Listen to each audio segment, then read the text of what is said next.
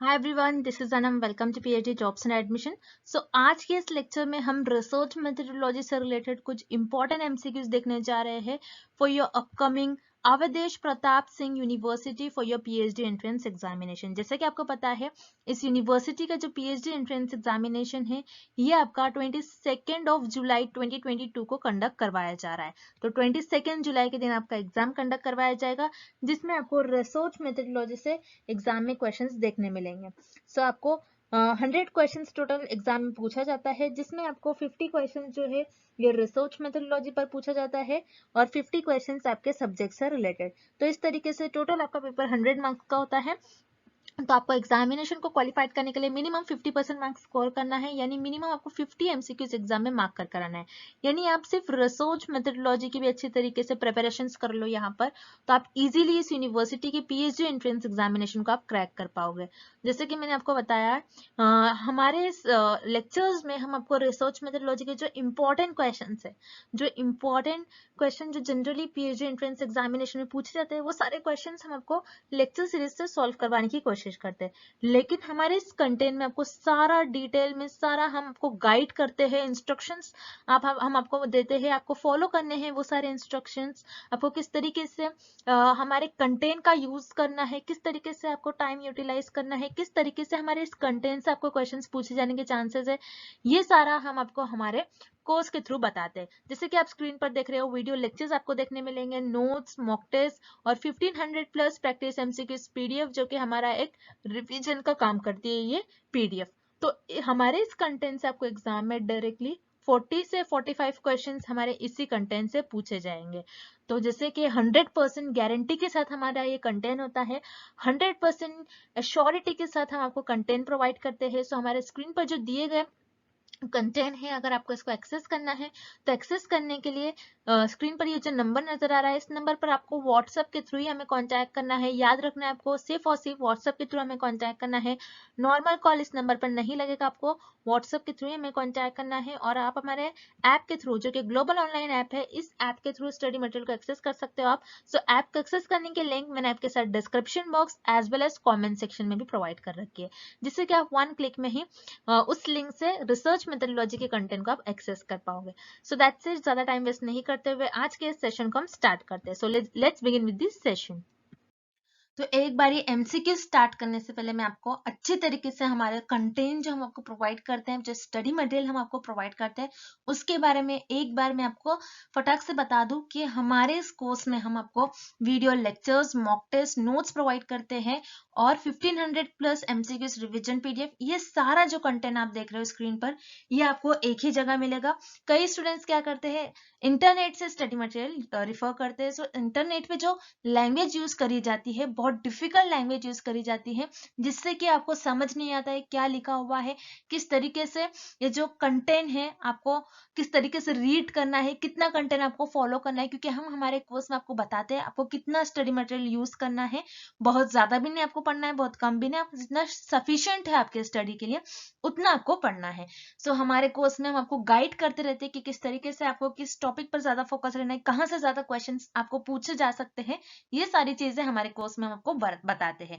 सो हमारे ये जो कोर्स है, हम आपको गारंटी के साथ कहते हैं कि हमारे इसी कोर्स से आपको एग्जाम में 30 से 35 क्वेश्चन डायरेक्टली पूछे जाएंगे। तो जल्द से जल्द आपको कोर्स को परचेस करना है। परचेस करने के लिए स्क्रीन पर ये जो नंबर नजर आ रहा है, इस पर व्हाट्सएप के थ्रू हमें कॉन्टैक्ट करना है। याद रखिएगा, नॉर्मल कॉल इस नंबर पर नहीं लगेगा और आप हमारे इस ऐप के थ्रू भी स्टडी मटेरियल को एक्सेस कर सकते हो। सो ऐप को एक्सेस करने के लिंक मैंने आपके साथ डिस्क्रिप्शन बॉक्स में प्रोवाइड कर रखी है। So that's it and let's begin with the MCQs. An independent variable means, इस क्वेश्चन में हमें इंडिपेंडेंट वेरिएबल का मतलब बताना है कि इंडिपेंडेंट वेरिएबल क्या होता है। जैसे हमें पता है एक्सपेरिमेंटल रिसर्च में हम इंडिपेंडेंट वेरिएबल का इफेक्ट देखते हैं कि डिपेंडेंट वेरिएबल पर वो कैसा इफेक्ट दिखा रहा है।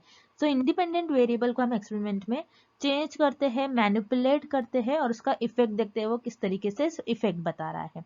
सो ये होता है आपका इंडिपेंडेंट वेरिएबल। अब वन बाय वन हम ऑप्शंस की तरफ चलते हैं और देखते हैं कि इंडिपेंडेंट वेरिएबल का करेक्ट मीनिंग किस ऑप्शन में हमें गिवन है। सो ऑप्शन ए आपको गिवन है, a variable which is only used in control variable. No, यहाँ पर आपका ऑप्शन ए इनकरेक्ट हो जाएगा, बिकॉज रिसर्च में हम इंडिपेंडेंट वेरिएबल को कंट्रोल नहीं कर सकते, एज अ कंट्रोल वेरिएबल नहीं यूज करते, बल्कि एक्सट्रेनियस वेरिएबल जो होते हैं, जो एक्स्ट्रा वेरिएबल्स होते हैं, उनको रिसर्च अपने रिसर्च में कंट्रोल करने की कोशिश करते हैं। सो ये एक्सट्रेनियस वेरिएबल होते हैं जिनको रिसर्चर कंट्रोल करने की कोशिश होते हैं, सो वो एज अ कंट्रोल वेरिएबल उनको यूज करा जाता है, ना कि इंडिपेंडेंट वेरिएबल को। Then option B, a variable which is serve at the aim of an experiment, ऐसे वेरिएबल जो एक्सपेरिमेंट का एम होते हैं। मतलब इंडिपेंडेंट वेरिएबल आपका ऐसा वेरिएबल होगा जो एक्सपेरिमेंट का एम होता है, नहीं, लेकिन एक्सपेरिमेंट में, एक्सपेरिमेंटल रिसर्च में हम जो एक्सपेरिमेंट्स परफॉर्म करते हैं, एक्सपेरिमेंट का हमारा क्या एम होता है कि हम ये देखें कि इंडिपेंडेंट वेरिएबल कैसा इफेक्ट दिखा रहा है डिपेंडेंट वेरिएबल पर। सिर्फ इंडिपेंडेंट वेरिएबल रिसर्चर का एम नहीं होते, बल्कि इंडिपेंडेंट एंड डिपेंडेंट वेरिएबल ये दोनों भी होते हैं, इनके बीच में कैसा रिलेशन है ये फाइंड करना एक्सपेरिमेंट का हमारा एम होता है। सो यहाँ पर आपका ऑप्शन बी भी इनकरेक्ट हो जाएगा। Then option C, a variable which shows us the effect of the manipulation, मतलब ये वेरिएबल हमें कुछ इफेक्ट दिखा नहीं रहा है, हम इसका इफेक्ट देख रहे हैं, ये हमें इफेक्ट नहीं शो कर रहा है। इंडिपेंडेंट वेरिएबल को हम मैनिपुलेट करते हैं, इसमें कोई हमें चेंजेस नहीं दिखते। इंडिपेंडेंट वेरिएबल यहाँ पर हम खुद करते हैं, हम किस में देखते हैं क्या चेंज हो रहा है, इसके चेंज, इंडिपेंडेंट वेरिएबल के चेंज करने पर हम डिपेंडेंट वेरिएबल का इफेक्ट देखते हैं कि इंडिपेंडेंट वेरिएबल डिपेंडेंट वेरिएबल पर किस तरीके से इफेक्ट बता रहा है या फिर शो कर रहा है। सो यहाँ पर आपका ऑप्शन सी भी इनकरेक्ट हो जाएगा। सो ऑप्शन सी आपका डिपेंडेंट वेरिएबल अगर पूछा होता ऑप्शन में, तो यहाँ पर आपका ऑप्शन सी करेक्ट हो जाता, लेकिन हमें इंडिपेंडेंट वेरिएबल का मीनिंग पूछ रहा है, इसलिए इस क्वेश्चन का करेक्ट ऑप्शन हो जाएगा option D, variable which is manipulated और varied in some way. Yes, independent variable को रिसर्चर चेंज करते हैं, रिसर्च में मैनिपुलेट करते हैं, मैनिपुलेट का मतलब होता है चेंज करते हैं, और थोड़े बहुत वेरिड मतलब ऊपर नीचे कुछ उसका इफेक्ट को कम ज्यादा कर कर देखेंगे कि वो डिपेंडेंट वेरिएबल पर कैसा इफेक्ट दिखा रहा है। सो बेसिकली एक्सपेरिमेंट में इंडिपेंडेंट वेरिएबल को रिसर्चर मैनिपुलेट करते हैं और चेंज करते हैं, दैट्स व्हाई आपका करेक्ट ऑप्शन हो जाएगा option A, a variable which is manipulated और varied in some way. Next, what does a random assignment involve, इस क्वेश्चन में हमें फाइंड आउट करना है कि रैंडम असाइनमेंट किस ऑप्शन को इन्वॉल्व कर रहा है और रैंडम असाइनमेंट से रिलेटेड कौन सा ऑप्शन हमें गिवन है। रैंडम असाइनमेंट का मतलब क्या होता है, जैसे रिसर्चर अपने रिसर्च में सैंपल सेलेक्ट करते हैं, मतलब पॉपुलेशन में से कुछ मेंबर्स को सिलेक्ट करते हैं, यानी उनको सैंपल्स को सिलेक्ट करना होता है। तो सैंपल को किस तरीके से सिलेक्ट कर रहे हैं रिसर्चर, मतलब सैंपल को रैंडमली सिलेक्ट कर रहे हैं। अब पॉपुलेशन में बहुत सारे लोग हैं, रिसर्चर ने रैंडमली कोई भी लोगों को सिलेक्ट कर लिया, तो इसका मतलब होता है रिसर्चर ने जो सैंपल सिलेक्ट कर लिया वो रैंडमली सिलेक्ट करा। अगर रिसर्चर ऐसा करते हैं कि मैं इसी मेंबर को सिलेक्ट करूंगा पॉपुलेशन में से, या फिर इसी ग्रुप को सिलेक्ट करूंगा, इन 4-5 लोगों से मुझे इन्फॉर्मेशन अच्छी मिल सकती है, तो रिसर्चर यहाँ पर नॉन रैंडम वे से सैंपल्स को सिलेक्ट कर रहे हैं, अपनी जजमेंट अपने कन्वीनियंस को आगे रखकर। और रैंडमली क्या होता है, डायरेक्टली रिसर्चर पॉपुलेशन में से कोई भी मेंबर्स को सिलेक्ट कर लेंगे, तो उसे हम कहते हैं रैंडम सिलेक्शन और रैंडम असाइनमेंट। अब वन बाय वन हम ऑप्शंस देखते हैं कि कौन सा ऑप्शन करेक्ट है related to random assignment. Option A, the researcher selecting a typical population और ग्रुप ऑफ पीपल, तो यहाँ पर क्या बता रहा है हमें ऑप्शन है कि रिसर्चर ने पॉपुलेशन में से एक टिपिकल ग्रुप को ही सिलेक्ट कर लिया और वो उनका सैंपल बन गया, मतलब एक ग्रुप को ही सिलेक्ट कर लिया, तो रिसर्चर को क्या लग रहा है कि मुझे इसी ग्रुप से इंफॉर्मेशन मिल सकती है, डेटा मिल सकता है। तो यहाँ पर रिसर्चर रैंडम वे से सैंपल को सिलेक्ट नहीं कर रहे, बल्कि अपनी कन्वीनियंस को आगे रखकर सिलेक्ट कर रहे हैं। तो यहाँ पर आपका ऑप्शन है इनकरेक्ट हो जाएगा। Then option B, using a sample of people that the researcher does not know about, so इसको ऑप्शन में हमें बता रहा है कि पॉपुलेशन में से रिसर्चर ने ऐसे सैंपल को सिलेक्ट कर लिया जिनके बारे में रिसर्चर को पता ही नहीं है। तो ऐसा नहीं होता है, जिन पॉपुलेशन में से मेंबर्स को सिलेक्ट करेंगे रिसर्चर को, उनके बारे में तो पता ही होगा कुछ ना कुछ। सो यहाँ पर आपका ऑप्शन भी इनकरेक्ट हो गया। Then option C, haphazard choice of assigning participants to a study, haphazard का मतलब क्या होता है कि रिसर्चर को लग रहा है कि मुझे इस पर्सन से डेटा मिल सकता है, तो उसको ले लिया रिसर्चर ने, इस पर्सन को रिसर्चर ने ले लिया। अब इस पर्सन से रिसर्चर को डेटा नहीं मिल रहा, तो रिसर्चर ने क्या कर लिया, दूसरा पर्सन ले लिया। तो यहाँ पर अगेन रिसर्चर अपनी कन्वीनियंस के बेसिस पर, अपनी जजमेंट के बेसिस पर पॉपुलेशन में से सैंपल को सिलेक्ट करे, उनकी चॉइस के बेसिस पर। हैपहज़ार्ड का मतलब हिट एंड मिस भी होता है, हिट एंड मिस, मतलब एक को ले रहे हैं, उससे नहीं मिल रहा है तो फिर उसको छोड़कर किसी और से ले रहे हैं, किसी और पर्सन से ले रहे हैं। मतलब रिसर्चर यहाँ पर अपनी चॉइस आगे रख रहे हैं, अपनी कन्वीनियंस, अपना जजमेंट आगे रख कर ले रहे हैं। तो ये आपका रैंडम असाइनमेंट से रिलेटेड करेक्ट ऑप्शन नहीं होगा। सो यहाँ पर आपका ऑप्शन सी भी इनकरेक्ट हो गया। Then option D, use of random procedure so that each possible outcome has an equal chance of being selected. So yes, this option is correct about random assignment. Random assignment से related आपका यहाँ पर option D correct होगा, because option D में आपको बता रहा है कि आप पॉपुलेशन में से अपने जिन जिन मेंबर्स को आप सिलेक्ट करोगे, अगर आप रैंडम वे से, अगर आप रैंडमली पॉपुलेशन में से मेंबर्स को सिलेक्ट कर रहे हो तो हो सकता है पॉपुलेशन में से हर एक मेंबर्स के सिलेक्ट होने का चांस इक्वल होगा, हर एक मेंबर के सिलेक्ट होने का चांस होगा, क्योंकि यहाँ पर आप ये नहीं बता रहे कि इसी पर्सन से मुझे इन्फॉर्मेशन मिल सकती है तो मैं इसी को लूंगा। तो रिसर्चर कोई भी पर्सन को ले सकते हैं, मतलब पॉपुलेशन में से हर एक मेंबर्स के सिलेक्ट होने का चांस इक्वल हो जाता है और हर एक का चांस हो जाता है सिलेक्ट होने का सैंपल के लिए, ओके, हर एक पर्सन का। तो यहाँ पर आपका ऑप्शन डी करेक्ट हो जाएगा about random assignment. Next, Which one is not an example of subjective variable? इस क्वेश्चन में हमें पूछ रहा है कि सब्जेक्टिव वेरिएबल का एग्जाम्पल हमें किस ऑप्शन में गिवन नहीं है। अब सब्जेक्टिव वेरिएबल क्या होता है पहले आपको ये पता होना चाहिए। सब्जेक्टिव वेरिएबल वो वेरिएबल होते हैं जिसमें हमारे पास जो भी डेटा अवेलेबल होता है वो नंबर्स के फॉर्म में अवेलेबल नहीं होता है। आपको याद रखना है, सब्जेक्टिव वेरिएबल्स में हमारे पास जो भी डेटा होता है या फिर सब्जेक्टिव वेरिएबल्स में जो भी हमारे पास पार्टिसिपेंट्स से रिलेटेड कुछ भी डेटा होता है वो उनके फीचर्स और कैरेक्टरिस्टिक्स को बताता है और डिस्क्राइब करता है। सो सब्जेक्टिव वेरिएबल्स में हमारे पास जो भी डेटा होता है वो जनरली नंबर्स के फॉर्म में अवेलेबल नहीं होता है, बल्कि वो किसी की फीचर्स और कैरेक्टरिस्टिक्स को बताता है। अब वन बाय वन हम ऑप्शंस देखते हैं और देखते हैं कि किस ऑप्शन में हमें सब्जेक्टिव वेरिएबल का एग्जाम्पल गिवन नहीं है। सेक्स क्या होता है, जेंडर, मेल या फिर फीमेल। सो यहाँ पर मेल या फिर फीमेल है तो हमारे पास नंबर्स की फॉर्म में अवेलेबल नहीं है डेटा, अगेन ये आपका सब्जेक्टिव वेरिएबल का एग्जाम्पल होगा। देन रिलीजन, रिलीजन भी आप क्या करोगे, डिफरेंट डिफरेंट रिलीजन है, रिलीजन को कोई नंबर्स नहीं है, किसी रिलीजन का कोई नंबर नहीं है। सो यहाँ पर रिलीजन किसी का फीचर बता रहा है कि आप कौन से रिलीजन से हो, तो सब्जेक्टिव वेरिएबल का भी ये एग्जाम्पल हो जाएगा। सो यहाँ पर आपका option B, religion subjective variable का एग्जाम्पल हो जाएगा। देन रेस, रेस क्या होता है कि जनरली फिजिकल ट्रेट्स को बताता है रेस, जैसे किसी के स्किन कलर को, कोई ज्यादा डार्क है, कोई फेयर है, किसी का हेयर टेक्सचर, किसी के फेशियल फीचर्स और किसी का आई फॉर्मेशन। सो ये सारे रेस में आता है, जिसमें आप बोलते हैं किसी का फिजिकल ट्रेट्स वो कैसा दिखता है उसको हम रेस कहते हैं। सो रेस ये भी आपका सब्जेक्टिव वेरिएबल का एग्जाम्पल होता है। Then last is income. Income, आप इनकम को कोई फीचर नहीं होता है, इनकम को आप एक्सप्लेन नहीं कर सकते, इनकम नंबर्स के फॉर्म में होती है। ऑलवेज इनकम आपको नंबर्स के फॉर्म में देखने मिलेंगे, किसी की 70,000, 80,000, 90,000। सो यहाँ पर इनकम में आपके पास जो भी डेटा अवेलेबल होता है जनरली नंबर्स के फॉर्म में होता है। सो इनकम आपका ये सब्जेक्टिव वेरिएबल का एग्जाम्पल नहीं होगा। सो यहाँ पर आपका option D is the right answer. Next, fundamental research is also known as. इस क्वेश्चन में हमें फाइंड आउट करना है कि फंडामेंटल रिसर्च को और हम क्या कहते हैं। So very simple question, fundamental research क्या होती है, जिसमें researcher new theories, new concept and new ideas को डेवलप करते हैं ताकि वो अपनी नॉलेज को इंक्रीज कर सके, अपनी क्यूरियोसिटी को फुलफिल कर सके। सो बेसिकली फंडामेंटल रिसर्च में रिसर्चर का एम होता है न्यू थियोरीज, न्यू कॉन्सेप्ट और न्यू आइडियाज को डेवलप करे, ताकि उनको हर एक चीज जानने की चाहत होती है, उनको क्यूरियोसिटी होती है कि ऐसी चीजें क्यों हैपन हो रही है, ये फेनोमेना क्यों हैपन हो रहा है। So researcher basically fundamental research में क्यों कुछ new concept, new theories and new ideas को डेवलप करते हैं।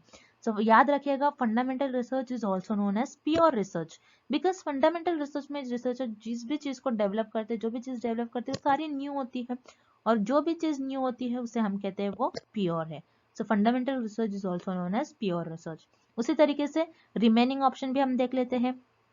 एक्शन रिसर्च, एक्शन रिसर्च क्या होता है, जिसमें हम किसी भी प्रॉब्लम को इमीडिएटली सॉल्व करते हैं, लेकिन फंडामेंटल रिसर्च में हम कोई प्रॉब्लम को इमीडिएटली सॉल्व नहीं करते, बल्कि न्यू थ्योरीज, न्यू कॉन्सेप्ट और न्यू आइडियाज को डेवलप करते हैं। तो यहाँ पर आपका ऑप्शन है इनकरेक्ट हो जाएगा। देन ऑप्शन बी, सर्वे। सर्वे क्या होता है, सर्वे एक डेटा कलेक्शन टूल है जिसके थ्रू आप रिसर्च में डेटा कलेक्ट करते हो। तो सर्वे में अगेन आप कोई न्यू थियोरीज और न्यू कॉन्सेप्ट, न्यू आइडियाज को डेवलप नहीं करते हो। तो यहाँ पर आपका ऑप्शन बी भी इनकरेक्ट हो जाएगा। Then option C pilot study. Pilot study क्या होती है?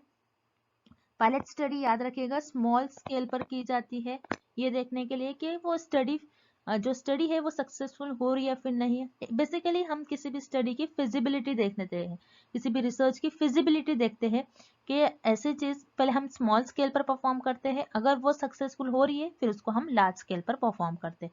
सो बेसिकली पायलट स्टडी हम स्मॉल स्केल पर टेस्ट कर देखते हैं वो सक्सेसफुल हो रही है या फिर नहीं हो रही है।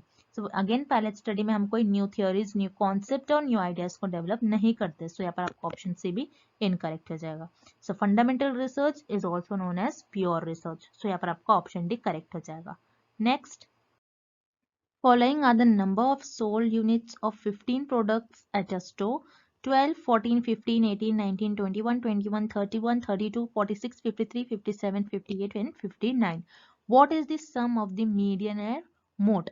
इस क्वेश्चन में हमें गिवन है कि 15 प्रोडक्ट है, एक स्टोर में 15 टोटल प्रोडक्ट्स है, उन प्रोडक्ट के हमें सोल्ड गिवन है, मतलब वो 15 प्रोडक्ट जो है टोटल वो कुछ उस स्टोर में बिके हैं। सो कितने कितने प्रोडक्ट, कितने 15 प्रोडक्ट बिके हैं उनका हमें डेटा गिवन है कि एक प्रोडक्ट जो होगा वो 12 बार बिका होगा, एक प्रोडक्ट 14 बार बिका होगा, ये हमें इस तरीके से डेटा गिवन है।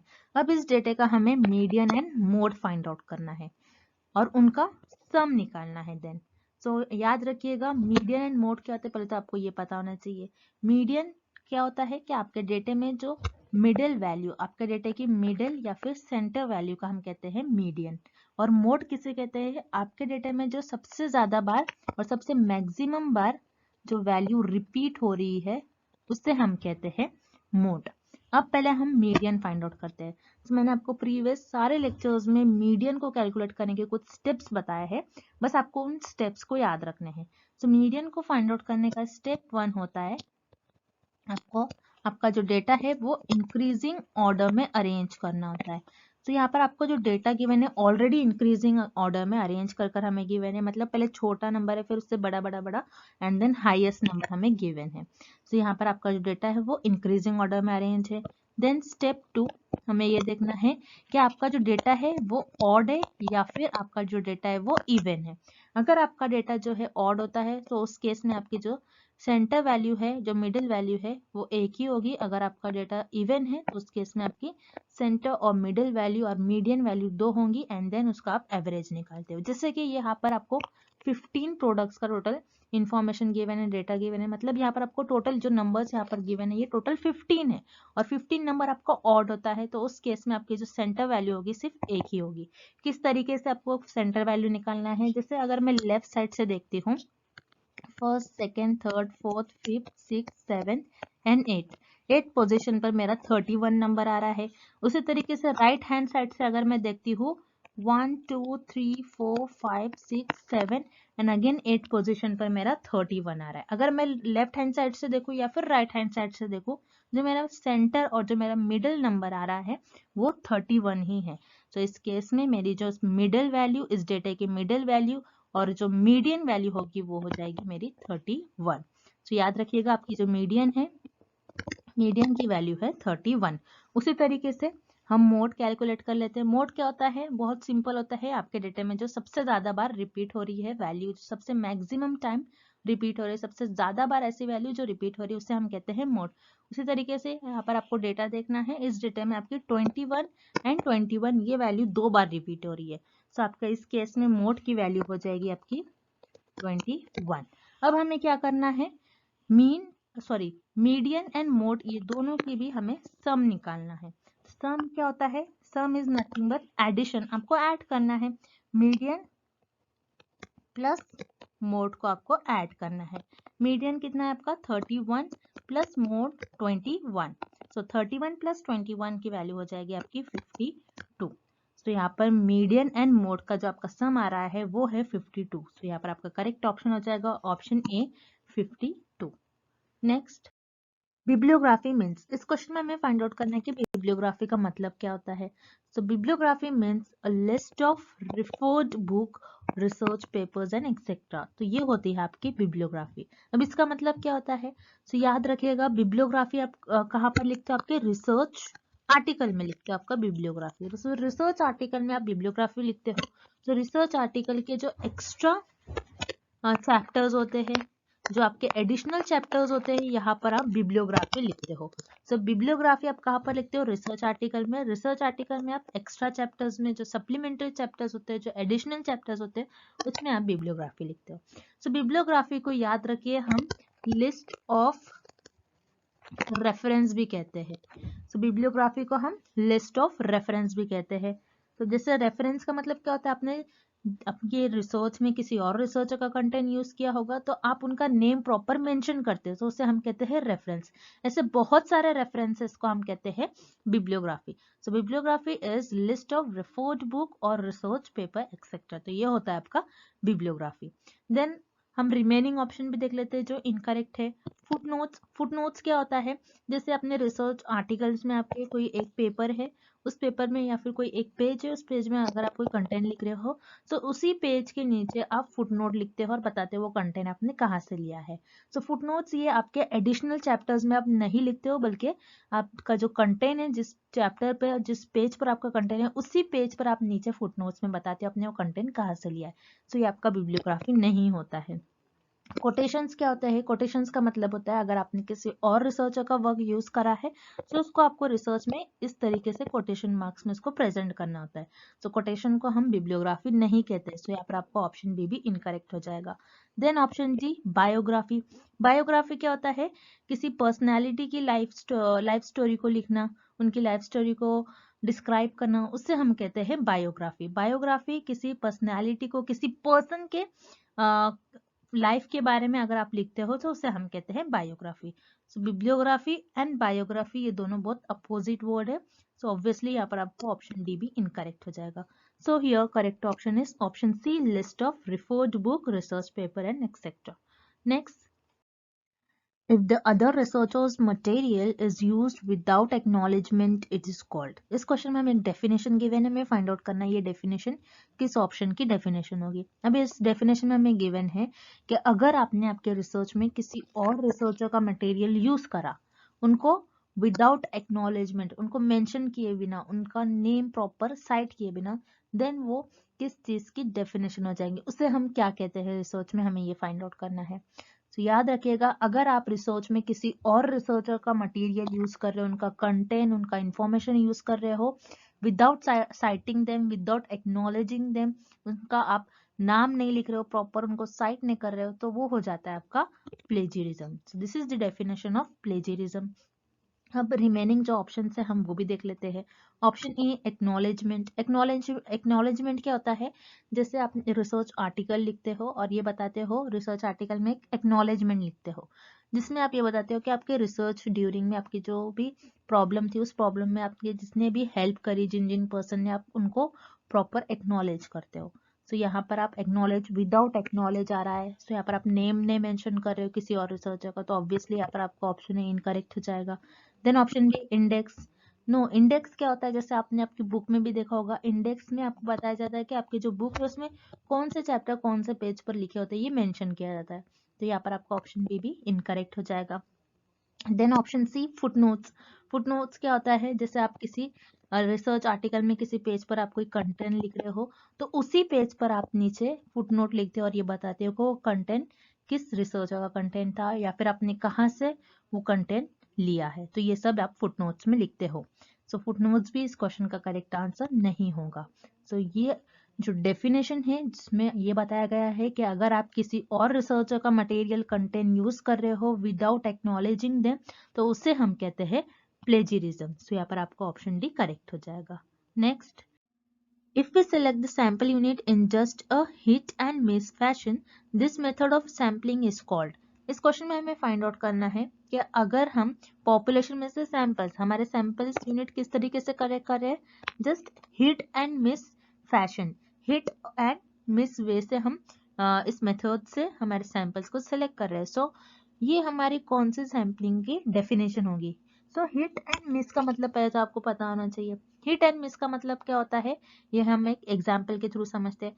मान लीजिए मैं रिसर्चर हूँ, मुझे रिसर्च करनी है, मुझे ये देखना है कि इस पर्टिकुलर शॉप से, ये जो पर्टिकुलर शॉप है, इस पर्टिकुलर शॉप से कितने पर्सन ऐसे हैं जो डव सोप यूज करते हैं। तो मैं क्या करूंगी, इस पर्सन से इंफॉर्मेशन लूंगी कि इस पर्सन को मैं पूछूंगी कि आप कौन सा सोप यूज करते हो।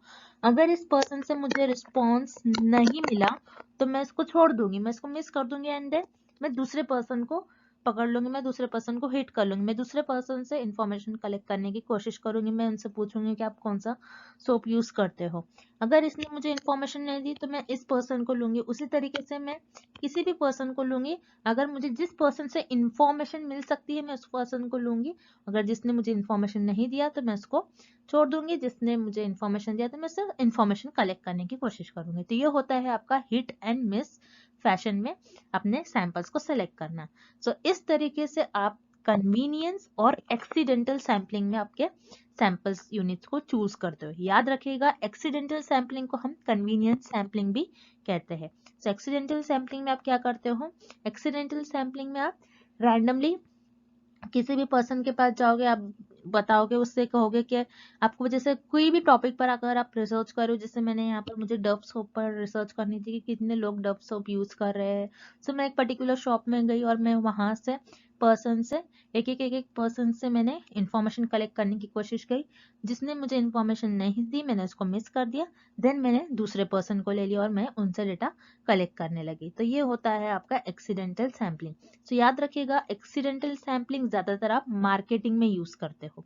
So this is the definition of convenience और एक्सीडेंटल सैम्पलिंग। सो यहाँ पर आपका ऑप्शन ए करेक्ट हो जाएगा।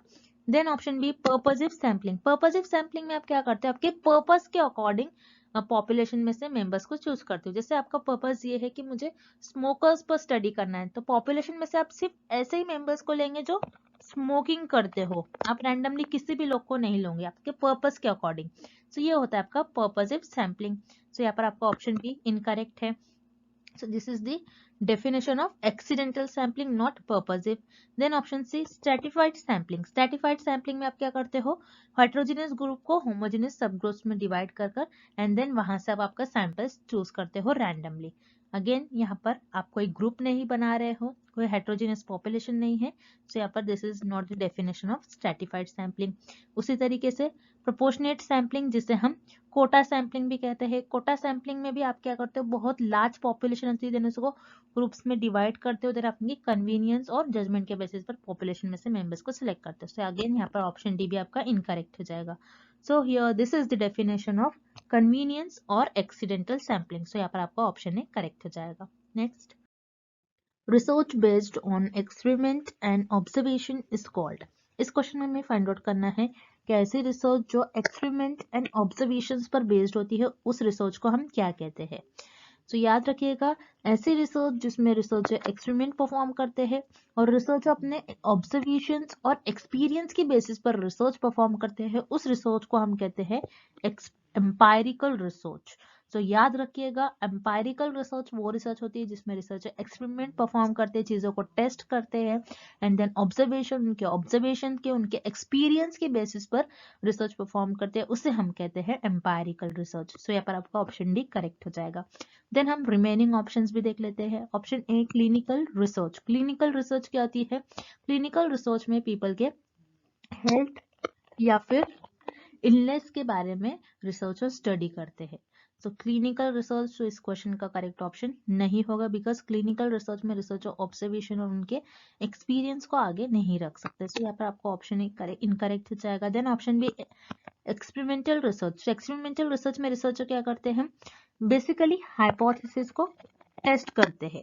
एक्सपेरिमेंटल रिसर्च में रिसर्चर हाइपोथेसिस को टेस्ट करते हैं और ये देखते हैं कि जो वेरिएबल्स है उनके बीच में कैसा कॉज एंड इफेक्ट रिलेशनशिप है। बेसिकली एक्सपेरिमेंटल रिसर्च में हम इंडिपेंडेंट वेरिएबल का इफेक्ट देखते हैं कि डिपेंडेंट वेरिएबल पर वो क्या कैसा इफेक्ट बता रहा है। सो अगेन यहाँ पर ऑप्शन बी भी आपका इनकरेक्ट हो जाएगा। Then option C laboratory research. Laboratory research क्या होती है, ऐसी रिसर्च जो सिर्फ और सिर्फ लैब्स में परफॉर्म की जाती है, उसे हम कहते हैं लैबोरेटरी रिसर्च। सो यहाँ पर आपका ऑप्शन सी भी इनकरेक्ट हो जाएगा। सो ऐसी रिसर्च जो रिसर्च जिस रिसर्च में रिसर्चर एक्सपेरिमेंट परफॉर्म करते हैं और रिसर्चर के ऑब्जर्वेशंस और एक्सपीरियंस पर वो रिसर्च बेस्ड होती है, उस रिसर्च को हम कहते हैं एम्पायरिकल रिसर्च। तो यहाँ पर आपका ऑप्शन डी करेक्ट हो जाएगा। Next, A systematic step-by-step procedure which follows logical process of reasoning is। इस क्वेश्चन में हमें फाइंड आउट करना है कैसा सिस्टमैटिक प्रोसीजर जो लॉजिकल प्रोसेस ऑफ रीजनिंग को फॉलो करता है, उससे हम उस मेथड को हम क्या कहते हैं।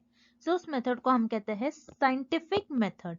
सो याद रखिएगा साइंटिफिक मेथड क्या होता है, जिसमें आप सिस्टमैटिक मतलब स्टेप बाय स्टेप प्रॉपर एक स्ट्रक्चर फॉलो करते हो और जो कि लॉजिक पर बेस्ड होता है, ऐसा प्रोसेस जो लॉजिक पर बेस्ड होता है, तो उसे हम कहते हैं साइंटिफिक।